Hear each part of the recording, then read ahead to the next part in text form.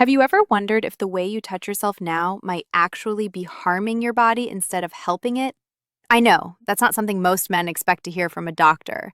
But after working with thousands of men over 50, I can tell you this. The way you've been pleasuring yourself for decades may not be the way your body needs it today. And in some cases, it's the very reason your sensitivity, stamina, and even your confidence have been slipping. Let me share a quick story. A 67-year-old patient, let's call him Mark, came to me frustrated. He could still get aroused, but it took longer, felt different, and left him feeling oddly unsatisfied. He thought it was just getting older. But when we talked, I realized it wasn't his age, it was the way he was treating his body during self-pleasure. Once we made a few changes, his energy, his confidence, and yes, his performance all came roaring back. Here's the truth. Masturbation after 50 isn't about shame, and it isn't about keeping up with your 20-year-old self. It's about learning how to work with your body as it changes, so you protect your circulation, keep your prostate healthy, and keep your desire alive for decades to come. In this video, I'm going to walk you through the 3 biggest mistakes older men make when it comes to self-pleasure, and how to turn them into habits that boost your health instead of draining it. And I'll warn you, the first mistake is so common, I bet more than 90% of men over 50 are doing it right now. Why masturbation matters more after 60. Most men don't realize this, but self-pleasure after 60 isn't just about sexual release. It's about keeping your body's most vital systems working smoothly. As we age, blood flow naturally slows, hormone levels shift, and muscles, including the ones involved in sexual function, lose tone if they're not used. Masturbation, when done gently and mindfully, can help counteract all of these changes. It encourages fresh, oxygen-rich blood to circulate through the penis, nourishing tissues and helping maintain elasticity. It stimulates the prostate, promoting fluid turnover and reducing stagnation that can contribute to inflammation. And it signals your brain to release feel-good chemicals like dopamine and oxytocin, which improve mood, lower stress, and even help you sleep better. Let me give you a real example. One of my patients, Tom, 72, had gone almost a year without any sexual activity after his wife passed away. Over time, he noticed his erections were weaker, his interest in intimacy faded, and he felt more irritable. When we talked, I explained that sexual activity, whether with a partner or through masturbation, is like exercise for your sexual health. After gently reintroducing self-pleasure into his routine, not only did his erections improve, but he also reported feeling lighter, calmer, and more connected to himself. The key takeaway here is this. Your sexual system is like any other part of your body. If you don't use it, you start to lose it.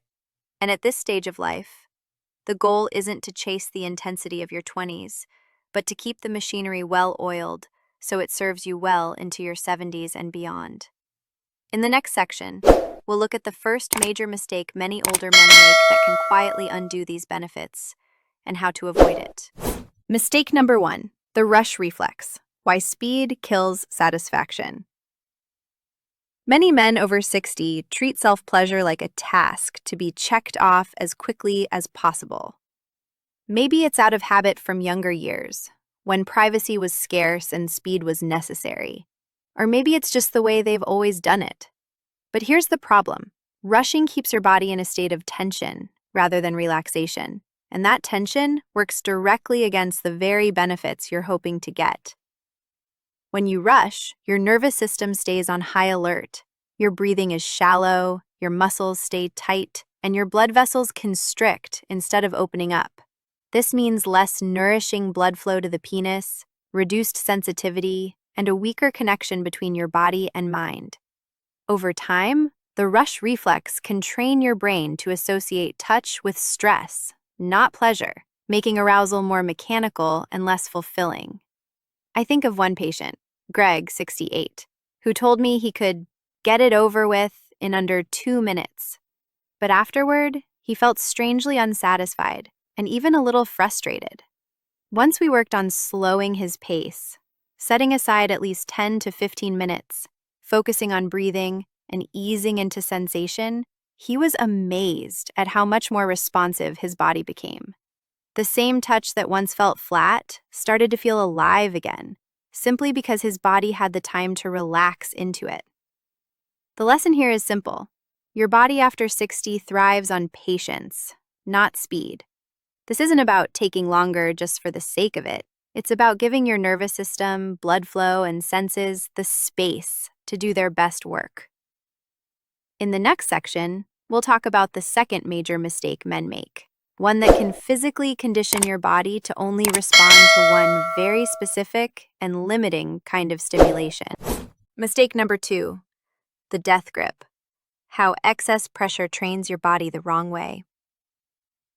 For many men over 50, there's a subtle shift that happens with time. You notice sensation isn't quite as sharp as it used to be, so you instinctively start using more pressure when you touch yourself. At first, it works. You feel more stimulation, and it seems like the obvious solution. But here's the catch. Over time, too much pressure conditions your body to only respond to that exact level and style of stimulation. It's what some urologists informally call death grip syndrome, and it can leave you frustrated in more ways than one. Your penis isn't just skin. It's a network of delicate spongy tissue filled with blood vessels and nerve endings, designed to respond to a wide range of gentle signals. When you consistently use a tight, aggressive grip, you compress those vessels, limit blood flow, and dull the nerve response. Eventually, lighter touch feels empty, and partner intimacy may not produce enough stimulation to match what your hand has trained your body to expect. In some men, this even leads to minor skin irritation, micro tears, or lingering soreness, subtle injuries that can inflame the area and make recovery slower with age. I recall a man in his early 70s who came to me certain that intimacy with his wife was broken because he could only climax during solo time. It wasn't his relationship. It was his body's conditioning. Once he switched to a looser, slower style, added a natural, fragrance-free lubricant, and focused on sensation rather than force, his sensitivity improved within weeks. The insight here? More pressure is not more pleasure. Think of it like fine wine. It's about savoring, not squeezing the bottle. In the next section, we'll look at the third mistake, one that has nothing to do with your grip and everything to do with the silent weight of shame you might still be carrying. Mistake number 3, emotional blind spot, the shame performance trap. When most men think about sexual health, they focus on the physical, circulation, hormones, technique. But for men over 50, one of the biggest roadblocks to pleasure isn't physical at all. It's emotional. And for many, it's a quiet mix of shame and performance pressure they've carried for decades without even realizing it. Maybe you were raised in a home where sex was never talked about, or worse, treated as something dirty. Maybe you absorbed messages that a real man should always be ready, always perform, always finish strong. Those ideas stick. Even if your conscious mind has moved on, your body remembers. That background tension shows up during self-pleasure. Your breathing gets shallow, your shoulders tighten, your mind starts critiquing instead of enjoying. And when your brain is in evaluation mode, your body can't fully relax. Blood flow is restricted, arousal feels muted, and orgasm becomes harder to reach or less satisfying when it does happen. I worked with a man in his late 60s who told me, "I feel like I'm grading myself every time." That constant mental scorekeeping robbed him of the joy and connection he was looking for. Once he learned to drop the mental stopwatch, focus on sensation without expectation, and even bring in some non-sexual touch, like stroking his thighs, chest, or arms to relax first, his experience changed completely. The insight here? Your body can only let go when your mind feels safe. Self-pleasure isn't a test, it's an act of care. Release the need to perform, and instead treat it as a conversation with your body, one that gets richer with age. Next, let's move into something far more hopeful: how to build a healthy, satisfying routine that keeps you connected, confident, and in tune with your body well into your 70s and beyond.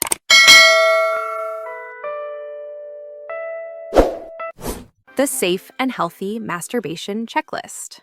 Now that we've talked about the mistakes to avoid, let's shift to the positive. What you can do to keep your body healthy, your pleasure satisfying, and your confidence strong. Think of this as your go-to checklist. You don't have to do everything perfectly every time, but the more often you follow these steps, the better your body will respond. 1. Set the stage. Give yourself privacy and time. Choose a space where you can relax without rushing or worrying about interruptions. That sense of safety is the foundation for better blood flow and deeper pleasure. 2. Stay clean. Wash your hands before and after. If you use toys, cloths, or towels, keep them clean to prevent irritation or infection. 3. Use gentle support.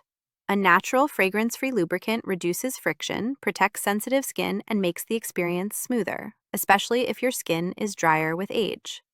4. Listen to your body. If you feel pain, numbness, irritation, or swelling, pause.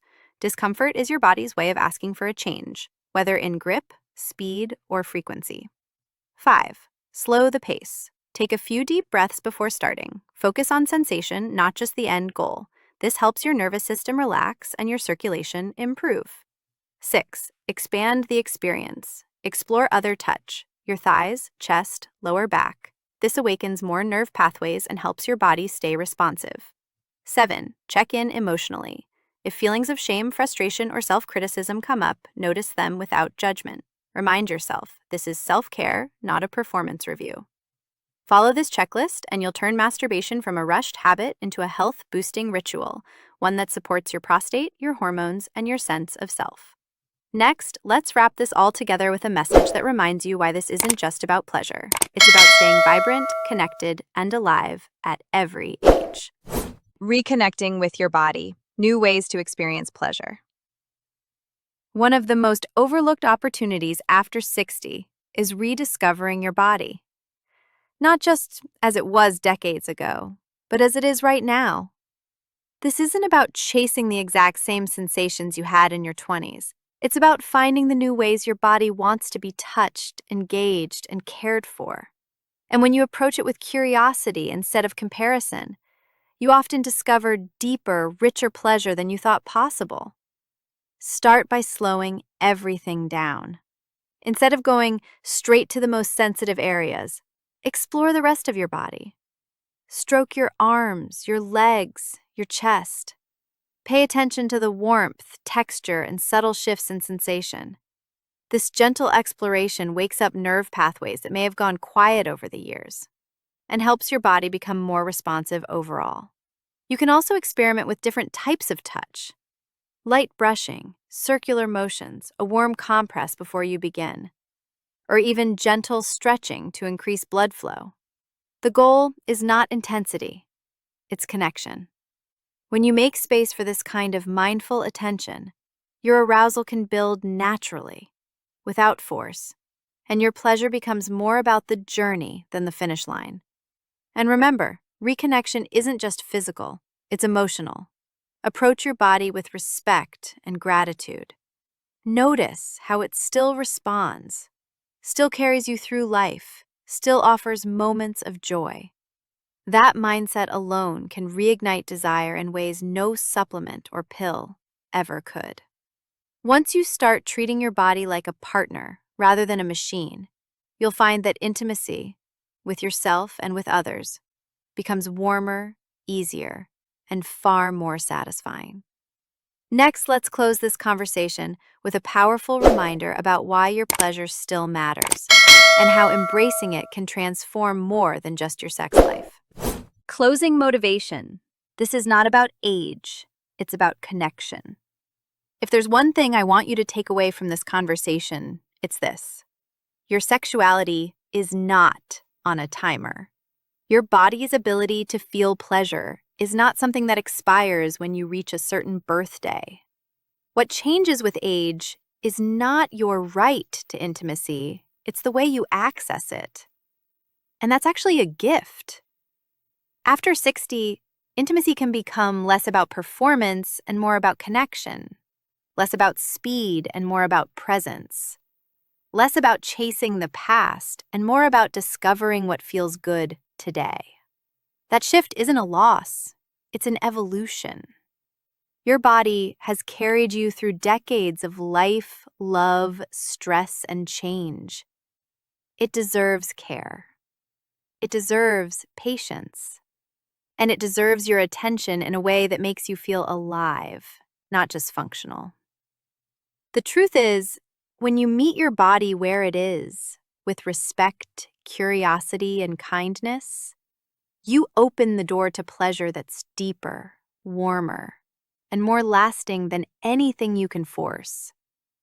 So don't measure your sexual health by how fast, how often, or how hard things used to be.